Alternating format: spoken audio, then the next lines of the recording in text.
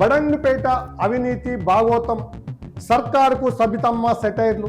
అయితే ఈ భూ కబ్జాల పర్వం అనేది ఇక్కడ మొత్తం టోటల్గా కేవలం అధికారులే కాదు, దీని వెనుక బడా రాజకీయ నేతలు కూడా ఉన్నారు, మరి రాజకీయ శక్తులు ఉన్నారు కాబట్టే ఈ విధంగా మరి అక్రమాలకు పాల్పడుతున్నారు అనేటువంటి వాస్తవాన్ని సబితేంద్రారెడ్డి గారు నేరుగా ఆరోపించినటువంటి వార్తలు చూస్తున్నాము.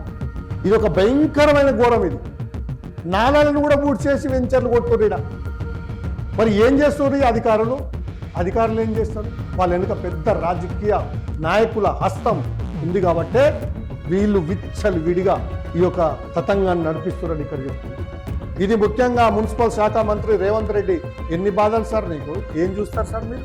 రేవంత్ రెడ్డి గారు మీతో అవుతుందా?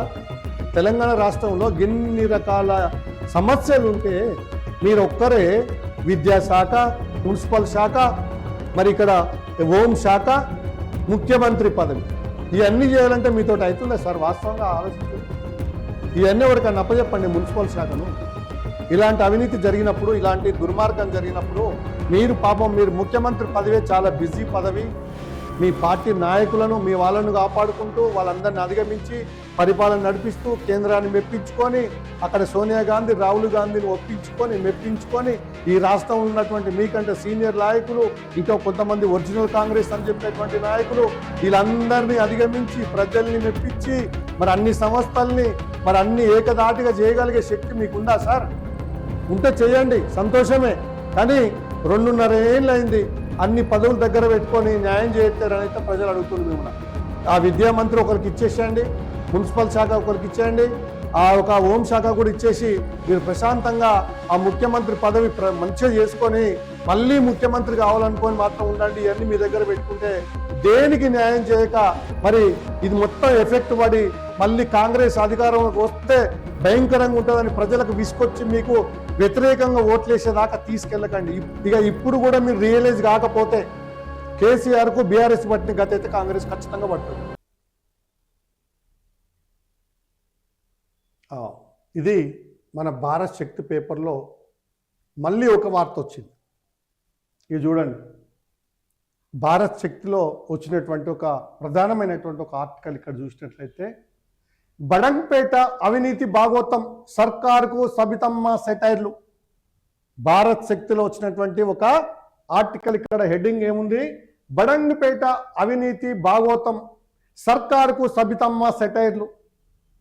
సబితా ఇంద్రారెడ్డి మరి ప్రభుత్వానికి సెటర్లు వేసినటువంటిది దేనికి సంబంధించింది? ఇది బడంగపేటలో అవినీతి భాగోతానికి సంబంధించినటువంటి వార్త మరి భారత్ శక్తిలో చూస్తున్నాము.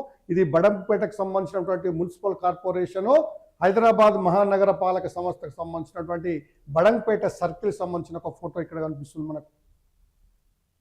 ఇది ఏం వార్త అనేది చూడాలి. మరిగా ఎంతవరకు అన్ని వివరాలతో వచ్చింది దీంట్లో. ఇది చూడండి, 10 మంది సస్పెన్షన్ కేవలం ఐవాష్ మాత్రమేనా? బహిరంగ లేఖతో రేవంత్ సర్కారుకు మహేశ్వరం సెగ బయటపడనున్న అదృశ్య హస్తాల భాగోతం. గుట్టలు, చెరువులు, గ్రీన్ జోన్ ప్రభుత్వ భూములు కబ్జాలపై ఆరా. ఇది గుట్టలు, చెరువులు, గ్రీన్ జోన్ల పైన ప్రభుత్వం చేసినటువంటి దానికి నిరసనగా ఇవాళ ఒక కథనం బయటకు వచ్చింది. అది ఏందనేది మనం ఒకసారి చూద్దాం. బడంగపేట మున్సిపల్ కార్పొరేషన్లో తిష్టవేసిన అవినీతి తిమ్మెంగళాలపై స్థానిక ఎమ్మెల్యే సబితా ఇంద్రారెడ్డి యుద్ధం ప్రకటించారు. 10 మంది కింది స్థాయి అధికారులను సస్పెండ్ చేసి చేతులు దులుపుకోవడం కాదని అసలు సూత్రధారులను పట్టుకోవాలంటూ ముఖ్యమంత్రి రేవంత్ రెడ్డితో పాటు కలెక్టర్, మున్సిపల్ ప్రిన్సిపల్ సెక్రటరీలకు రాసిన బహిరంగ లేఖ ఇప్పుడు ప్రభుత్వ వర్గాల్లో చర్చాంశనీయంగా మారింది. కాంగ్రెస్ ప్రభుత్వం అధికారంలోకి వచ్చిన తర్వాత జరుగుతున్న విచారణలు కేవలం నామమాత్రంగానే జరుగుతున్నాయన్న చురుకలు ఈ లేఖలో స్పష్టంగా కనిపిస్తున్నాయి. సబితా ఇంద్రారెడ్డి గారు మహేశ్వరం నియోజకవర్గం ఎమ్మెల్యే ప్రాతినిధ్యం వహిస్తున్నటువంటి సబితమ్మ గారు ఇలా ఈ ప్రాంతంలో బడంగపేట ప్రాంతంలో జరిగినటువంటి భూ కబ్జాల పర్వం మీద మరి ఒక లెటర్ ఇచ్చినటువంటి వార్తను ఇక్కడ మనం ప్రధానంగా చూస్తున్నాం. మంచుకొండ కొన మాత్రమేనా? బడంగపేటలో 10 మంది అధికారుల సస్పెన్షన్ కేవలం కంటి తుడుపు చర్యనని సబితా ఇంద్రారెడ్డి విమర్శించారు. ఆమె సంధించిన లేఖలోని ముఖ్యాంశాలు పరిశీలిస్తే ఇక్కడ సాగుతున్న వ్యవస్థీకృత అవినీతి లోతు ఎంత ఉందో అర్థమవుతుంది. ఈ బడంగపేటకు సంబంధించినటువంటి దాంట్లో ఎంత అవినీతి జరుగుతుందో ఆ లెటర్ను చూస్తే అర్థమైతే ఒక ఎమ్మెల్యే సబితేంద్రారెడ్డి గారు దీని మీద పర్యవేక్షణ చేసి ఏమేమి కబ్జాలకు గురవుతున్నాయి ఏందనే దాని మీద ఒక లీటర్ ఇచ్చినటువంటిది మరి ఎంత లోతుంది అనేది ఇక్కడ అర్థమవుతుంది. దాన్ని ఇప్పుడు ఒకసారి చూద్దాం. అధికారిక అండదండలు కేవలం అధికారులే ఇంతటి భారీ అక్రమాలకు పాల్పడలేరని, వారి వెనుక బలమైన రాజకీయ శక్తులున్నాయని సబితా నేరుగా ఆరోపించారు. అయితే ఈ భూ కబ్జాల పర్వం అనేది ఇక్కడ మొత్తం టోటల్గా కేవలం అధికారులే కాదు, దీని వెనుక బడా రాజకీయ నేతలు కూడా ఉన్నారు, మరి రాజకీయ శక్తులు ఉన్నారు కాబట్టే ఈ విధంగా మరి అక్రమాలకు పాల్పడుతున్నారు అనేటువంటి వాస్తవాన్ని సబితేంద్రారెడ్డి గారు నేరుగా ఆరోపించినటువంటి వార్తను చూస్తున్నాం. కాంగ్రెస్ పాలనలో ఈ అదృశ్య శక్తులపై ఎందుకు చర్యలు తీసుకోవడం లేదని ఆమె ప్రశ్నించడం ఇప్పుడు ప్రభుత్వానికి ఇబ్బందికరంగా మారింది. ఇది మరి ఇక్కడ అధికారుల వెనుక రాజకీయ శక్తి ఉండి ఇలాంటి స్కామ్లను, ఇలాంటి భూ కబ్జాలకు ప్రేరేపితం చేస్తున్నటువంటి వాళ్ళను ప్రభుత్వం ఎందుకు ఏం చేయలేకపోతుంది అనేటువంటిది మరి ఘాటుగా ప్రశ్నించినటువంటి వార్తను ఇక్కడ చూస్తున్నాం. ఆధారాలు మాయం. విచారణ జరుగుతుండగానే మున్సిపల్ కార్యాలయం నుంచి కీలక దస్త్రాలు మాయం కావడం వెనుక ఉన్న పెద్ద తలకాయలు ఎవరి? ఇప్పుడు అవినీతి జరిగిందని కంప్లైంట్ వస్తే ఆ యొక్క రెవెన్యూ డిపార్ట్మెంట్లో సోదాలు చేసేటప్పుడు ముఖ్యమైన డాక్యుమెంట్లు మాయమైనవి. మరి ఆ మాయమైనటువంటి దస్త్రాలు మాయం కావడానికి వెనుక ఉన్నటువంటి పెద్ద తలకాయలు ఎవరివి? ఫైళ్లు మాయమైతే క్రిమినల్ కేసులు ఎందుకు నమోదు చేయలేరన్న ఇప్పుడు $1 మిలియన్ ప్రశ్న. మరి ఇప్పుడు ఒక విచారణ చేస్తున్నప్పుడు ఒక రెవెన్యూ ఆఫీసులో ముఖ్యమైన డాక్యుమెంట్లు, ఫైల్స్ మాయమైతే మరి దాని మీద ఎందుకు ఎంక్వైరీ చేసి కేసులు పెట్టట్లేరు అనేది ఇక్కడ మరి $1 మిలియన్ ప్రశ్న అనేటువంటిది ఇక్కడ మనం చూడొచ్చు. ఇక చూడండి, ఇది బడంగ్పేట్. ప్లాస్టిక్ నివారిద్దాము మరి అనేది కూడా ఈ పర్యావరణానికి సంబంధించినటువంటి వార్త కూడా ఇక్కడ కనిపిస్తుంది. ఈ బడంగ్పేటకు సంబంధించినటువంటిది చెరువుల విధ్వంసం, రియల్ మాఫియా పండుగ. బడంగ్పేట పరిధిలో జలవనరుల విధ్వంసం భయంకరంగా ఉంది. జలవనరుల శాఖకు సంబంధించినటువంటిది వాళ్ళ యొక్క పని విధానం చాలా దారుణంగా భయంకరంగా ఉందనేటువంటిది ఇక్కడ మనం గమనించవచ్చు. ఈ బడంగ్పేట పరిధిలో FTL మ్యాపింగ్ ఎక్కడ? బడంగ్పేట చుట్టుపక్కల ఉన్న చెరువులకు ఇప్పటి వరకు FTL ఖరారు చేయకపోవడం వెనుక రియల్ ఎస్టేట్ వ్యాపారుల ప్రయోజనాలు దాగి ఉన్నాయి. ఈ FTL అనేటువంటిది ఏదైతుందో దీన్ని ఖరారు చేయకపోవడం, దీని వెనుక రియల్ ఎస్టేట్ మాఫియా హస్తం ఉందనేటువంటిది వాళ్ళ ప్రయోజనాలు ఉన్నాయి. కాబట్టి ఈ FTLకు మరి ఒక ఇప్పటి వరకు కూడా రియల్ ఎస్టేట్ సంబంధించినటువంటి వాళ్ళు ఉండడం వల్లనే ఈ మ్యాపింగ్కి సంబంధించినటువంటి వాళ్ళు క్లియరెన్స్ ఇవ్వలేదనేటువంటిది ఇక్కడ ప్రధానంగా అర్థం చేసుకోవచ్చు. ఎందుకంటే నాలాల ఆక్రమణ, వరద నీరు వెళ్ళే సహజ సిద్ధమైన నాలాలను పూడ్చివేసి వెంచర్లు చేసిరు. ఇక్కడ ఏం చేశారు? ఈ బడంగ్పేటకు సంబంధించినటువంటి ప్రాంతంలో నాలాలు ఆక్రమించుకొని వరద నీళ్ళు వెళ్ళేటువంటి సహజ సిద్ధమైన నాలాలను పూడ్చేసి వెంచర్లు. ఇది ఎంత ఘోరం అంటే ఇది ఒక భయంకరమైన ఘోరం. ఇది నాలాలను కూడా పూడ్చేసి వెంచర్లు కొడుతున్నారు. మరి ఏం చేస్తారు ఈ అధికారులు ఏం చేస్తారు? వాళ్ళ వెనుక పెద్ద రాజకీయ నాయకుల హస్తం ఉంది కాబట్టే వీళ్ళు విచ్చలు విడిగా ఈ యొక్క తతంగాన్ని నడిపిస్తున్నారని ఇక్కడ చెప్తున్నారు. వీటిపై చర్యలు తీసుకోకుండా కేవలం నోటీసులతో కాలయాపన చేయడం వెనుక ఉన్న అంతర్యం ఏమిటని లేఖలో నిలదీశారు. సస్పెండ్ చేస్తుండ్రు, ఉట్టిగానే ఏదో మొక్కుబడిగా చేసేటువంటి, ఎందుకంటే కింది నుంచి పై దాకా ఈ మొత్తం లావాదేవీలు, ఈ కబ్జాలు, ఈ నాలాలను కబ్జాలు చేసి వెంచర్లు కొట్టి కోట్ల రూపాయలకు అమ్ముకొని రియాల్టర్లను బాగు చేసేటువంటి కార్యక్రమం ఇక్కడ. దీంట్లో రాజకీయ నాయకులు కూడా వస్తుందనేటువంటిది ఇక్కడ తేటతెల్లం చేసినటువంటి వార్త. ఒకే ప్లాటు 10 అనుమతులు.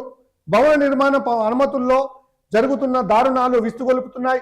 ఒకే ప్లాటుపై 10 వరకు అనుమతులు ఇవ్వడం అనేది సాంకేతికంగా అసంభవం, కానీ బడంగ్పేటలో ఇది సాధ్యం. బాగా గమనించండి ప్రజలారా, అధికారులారా. ఇది ముఖ్యంగా మున్సిపల్ శాఖ మంత్రి రేవంత్ రెడ్డి. ఎన్ని బాధలు సార్ నీకు? ఏం చూస్తారు సార్ మీరు? రేవంత్ రెడ్డి గారు మీతోటి అవుతుందా? తెలంగాణ రాష్ట్రంలో ఎన్ని రకాల సమస్యలు ఉంటే మీరు ఒక్కరే విద్యాశాఖ, రెవెన్యూ శాఖ, మున్సిపల్ శాఖ, మరి ఇక్కడ హోం శాఖ, ముఖ్యమంత్రి పదవి, ఇవన్నీ చేయాలంటే మీతోటి అవుతుందా సార్? వాస్తవంగా ఆలోచించండి. ఇవన్నీ ఎవరికన్నా అప్పచెప్పండి మున్సిపల్ శాఖను. ఇలాంటి అవినీతి జరిగినప్పుడు, ఇలాంటి దుర్మార్గం జరిగినప్పుడు మీరు ముఖ్యమంత్రి పదవే చాలా బిజీ పదవి. మీ పార్టీ నాయకులను, మీ వాళ్ళను కాపాడుకుంటూ వాళ్ళందరినీ అధిగమించి పరిపాలన నడిపిస్తూ కేంద్రాన్ని మెప్పించుకొని, అక్కడ సోనియా గాంధీ, రాహుల్ గాంధీని ఒప్పించుకొని మెప్పించుకొని ఈ రాష్ట్రంలో ఉన్నటువంటి మీకంటే సీనియర్ నాయకులు, ఇంకా కొంతమంది ఒరిజినల్ కాంగ్రెస్ అని చెప్పేటువంటి నాయకులు, వీళ్ళందరినీ అధిగమించి ప్రజల్ని మెప్పించి మరి అన్ని సంస్థల్ని మరి అన్ని ఏకదాటిగా చేయగలిగే శక్తి మీకుందా సార్? ఉంటే చేయండి, సంతోషమే. కానీ 2.5 ఏళ్ళు అయింది అన్ని పదవులు దగ్గర పెట్టుకొని న్యాయం చేయట్లేరని అయితే ప్రజలు అడుగుతున్నారు. మిమ్మల్ని ఆ విద్యా మంత్రి ఒకరికి ఇచ్చేసేయండి, మున్సిపల్ శాఖ ఒకరికి ఇచ్చేయండి, ఆ ఒక హోం శాఖ కూడా ఇచ్చేసి మీరు ప్రశాంతంగా ఆ ముఖ్యమంత్రి పదవి మంచిగా చేసుకొని మళ్ళీ ముఖ్యమంత్రి కావాలనుకొని మాత్రం ఉండండి. ఇవన్నీ మీ దగ్గర పెట్టుకుంటే దేనికి న్యాయం చేయక మరి ఇది మొత్తం ఎఫెక్ట్ పడి మళ్ళీ కాంగ్రెస్ అధికారంలోకి వస్తే భయంకరంగా ఉంటుందని ప్రజలకు విసుకొచ్చి మీకు వ్యతిరేకంగా ఓట్లేసేదాకా తీసుకెళ్ళకండి. ఇప్పటికైనా టైం ఉంది. 2.5 సంవత్సరాలల్లా మీ యొక్క నిజాయితీని నిరూపించుకొని మీ శక్తిని మొత్తం కూడా ధారపోసి ఎట్లయితే ముఖ్యమంత్రి అయిందో ఇప్పుడు కూడా ఈ 2.5 సంవత్సరాలు మీ శక్తిని ధారపోస్తారా లేకుంటే వృధా చేసుకుంటారా ఆ ప్రజలు మీకే వదిలేస్తున్నారు.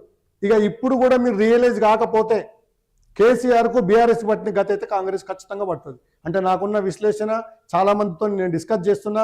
రాబోయే రోజుల్లో కాంగ్రెస్ పరిస్థితి ఏంది, రేవంత్ రెడ్డి గారి నాయకత్వంలో కాంగ్రెస్ పార్టీ మళ్ళీ రాబోతుందా, ఎన్నికలలో గెలుస్తుందా, మరి ఏందని ఇట్లా కొన్ని రకాల విశ్లేషణలు కొన్ని చూస్తే మాత్రం ఈ రాష్ట్రంలో జరిగేటువంటి ఈ అక్రమ దందాలు, భూ కబ్జాలు, రెవెన్యూ డిపార్ట్మెంటు, మున్సిపల్ శాఖలో ఇవన్నీ మోసాలు, దగాలు, దందాలు ఇవన్నీ జరుగుతున్నటువంటి వాటిని చూస్తే విద్యా వ్యవస్థలో ఈ యొక్క మొత్తం కూడా రాష్ట్ర వ్యాప్తంగా జరిగేటువంటి ఇవన్నీ చూస్తే ఇక రాదు కాంగ్రెస్ రేవంత్ రెడ్డి నాయకత్వంలో మళ్ళీ ముఖ్యమంత్రి అయ్యే అవకాశం అయితే లేదు అనేటువంటి వార్తలు చాలా దిక్కుట్ల డిస్కషన్లో చాలా విశ్లేషకులు మాట్లాడుతున్నటువంటి మాటలు వస్తున్నాయి. మీ దాకా చేరుతున్నాయో మీ ఇంటెలిజెన్స్ వ్యవస్థ మీకు చెప్తుందో లేదో నాకు తెలియదు. కానీ మాకున్న సమాచారం, మాకు తెలిసిన మేరకు, మాకున్న రాజకీయ అనుభవం మేరకు, మాకున్న ఈ యొక్క పొలిటికల్ అనాలిసిస్ మేరకు, మాకున్న ఈ యొక్క సోషల్ మీడియా అనుభవంతో మాత్రం మేము మీకు రిక్వెస్ట్ చేస్తున్నాము.